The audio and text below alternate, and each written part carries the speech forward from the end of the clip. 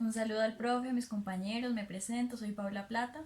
Voy a presentarles cuáles son esas características estéticas y funcionales que personalmente funcionan y que yo incluiría en mi libro ideal. En esta primera sección vamos a hablar de la parte exterior y para ello pues vamos a empezar con lo que tiene que ver con la sobrecubierta. Tengo entonces dos ejemplos. Tengo aquí la poesía completa de Idea Vilariño y tengo también los Juegos del Hambre de Susan Collins.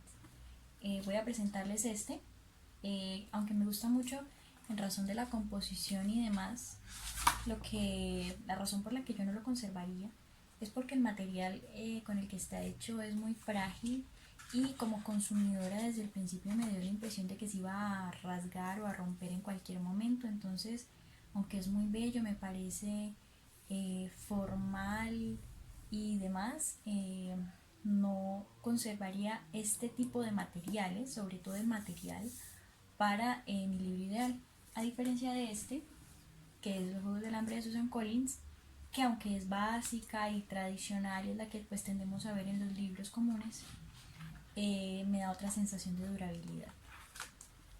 Entonces esa sería la razón por la que yo conservaría eh, una, una sobrecubierta de este tipo. En una segunda instancia vamos a hablar de la cubierta, ¿cierto? Entonces, la cubierta o carátula, les voy a presentar este libro, que es de pasta dura, que es el mismo Idea Vilariño que les presenté antes, y se los presento porque pues a cualquiera le gustaría tener en su libro ideal una cubierta de pasta dura.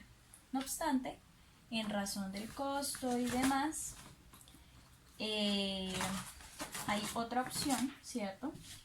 Y es esta, ¿cierto? Que es la tradicional. Es un cartón plastificado, básico, pero yo no lo seleccionaría, sino que seleccionaría este otro, que también es un cartón, pero al tacto.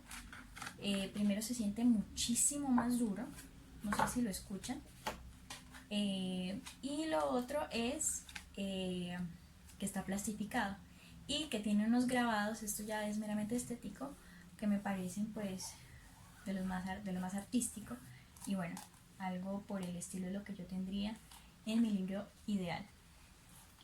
Luego vamos a hablar entonces de los lomos. Tengo dos ejemplos de lomo, de dos libros pues que ya les había mostrado. Entonces tengo a mi derecha el de Idea Vilariño, la poesía completa, y a mi izquierda a Rosa Montero con Los tiempos del odio. Les voy a mostrar bien.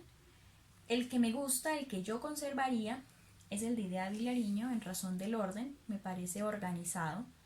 Y lo otro es que me parece mucho mejor cuando se utiliza completamente el espacio, a diferencia de este que parece como apeñuscada en un mismo lugar y deja mucho espacio en blanco. Entonces esa sería la razón por la que yo selecciono este tipo de lomo. Luego podemos entrar a hablar de la solapa, ¿cierto? La solapa que yo conservaría sería una amplia, ¿cierto? Una que me cubra, pues, esta llega casi a completar pues el completo de la página. Y bueno, lo que me gusta es que yo la puedo utilizar para diversas cosas. Entonces, que si no tengo separador, puedo utilizar esto. O que si no tengo posits y quiero guardar, no sé, una frase, algo que me gusta mucho, pues puedo utilizarlo como recurso en ese momento. Entonces, ese me gusta. Lo que no me gusta es pues que tenga tanto texto así como tan pequeñito y pues todo es sobre el autor como tiende a ser, pero no me parece organizado. Yo en cambio te pondría como aparece en este otro una mini biografía, ¿cierto? Muy corta, muy sustancial del autor pues que nos está presentando la obra. Y bueno, finalmente terminamos con lo que sería la faja. Yo a ninguno de mis libros, idealmente la verdad, les pondría faja. Tengo muy mala experiencia con ellas. Aquí tengo un ejemplo de una. Tienden a rasgarse, pues la tengo hecha a pedacitos. Y bueno, la verdad es que me parecen pues que no son funcionales y que en vez de esto pues podrían anexar de pronto en el libro un separador con la misma información si es posible. Y bueno, creo que le duraría a uno muchísimo más y podría utilizarlo para otras cosas a diferencia de esto. Entonces, bueno, eso sería en la primera sección. Ahora vamos entonces a entrar y hacer revisión del interior de los libros y con ello pues a seleccionar cuáles son esas partes que yo conservaría en mi libro ideal.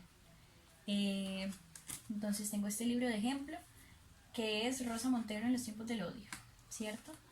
Iniciamos entonces con lo que tenemos aquí, la portadilla.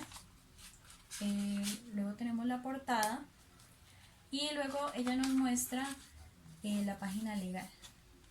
Luego de la página de legal tenemos una dedicatoria pequeñita, cortita, el epígrafe, ¿cierto? Y entramos directamente con el contenido del libro. Voy a mostrarles otro ejemplo que tengo por acá, que es Las flores del mal de Charles Baudelaire. Y bueno, como les decía,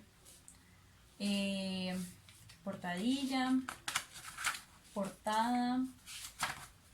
Este también tiene aquí la parte legal, la página legal.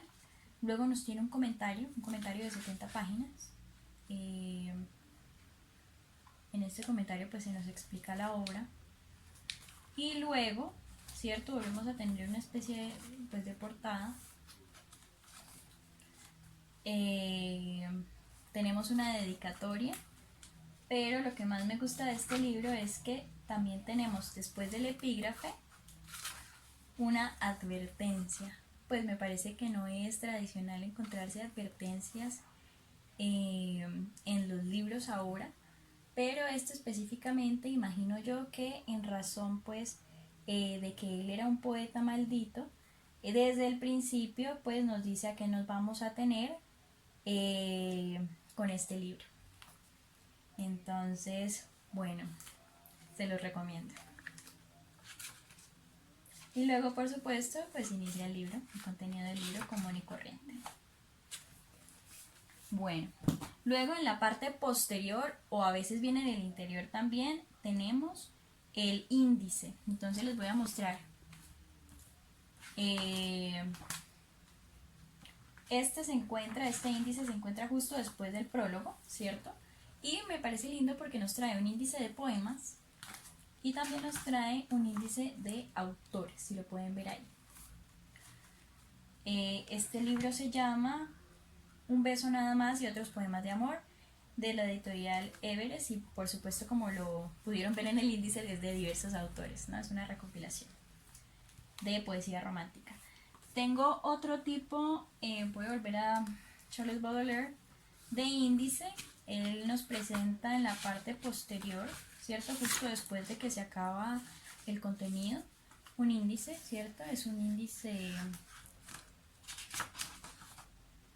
que nos presenta la temática, ¿cierto? Y que enfrente, por supuesto, nos pone la página. Es un índice tradicional, ¿cierto? Como los que tendemos a ver en los libros, solamente pues que a veces se ubican en la parte posterior y a veces en el principio. Y les voy a mostrar otro tipo de índice que no es tan común, porque este índice es asincrónico, podría decirse, porque no está acomodado por el orden de páginas, sino que está hecho en orden alfabético. Y es por términos. Entonces, por ejemplo, que si yo estoy buscando la palabra cálculo, puedo revisar la página 56, la 34, la 45, etc. Entonces esa es como la distribución que se nos da en este libro en particular. Muy interesante me pareció a mí. Bueno, otra cosa interesante es la bibliografía. Para ello tengo otro libro académico. En este libro son casos de la empresa que se llama Cuenca y Llorente, y en la parte de atrás tenemos pues de dónde se extrajeron los determinados casos, las entrevistas, las organizaciones, y hasta tenemos lugares donde podemos contactar estas determinadas empresas Y bueno, así se presenta en este libro que se llama Reputación y Resultados de Llorente y Cuenca, la bibliografía. No se encuentran todos los libros y tampoco es una tendencia, pero hay algo que se llama colofón, ¿cierto? Que es esto que encontramos acá. Allí se expresa pues cuándo fue impreso el libro y es como una manera de darle fin o hacer cierre del mismo. En este caso, este colofón se encuentra en un libro que se llama Breve Antología de Cuentos, el número 4. Y bueno, yo creería que en mi libro ideal sí tendría el colofón. Y de esta segunda sección puedo decir que yo lo conservaría todo. Todo depende también de la temática del libro puntualmente, porque muchos de ellos no requieren de un índice. Por ejemplo, sobre todo los que son académicos o los que son compilaciones de cuentos, de poemas, o los que están divididos en secciones muy específicas o en capítulos muy específicos, pues son los que tienden a tener este tipo de índices. Lo otro sería los apéndices. Yo creo que mi libro ideal no lo tendría. No estoy pensando en un libro pues que tenga anexos de ese tipo. Pero como les dije antes, todo depende del libro pues en el que se tenga ideada la temática, porque de ahí dependerá también qué se utiliza y qué no.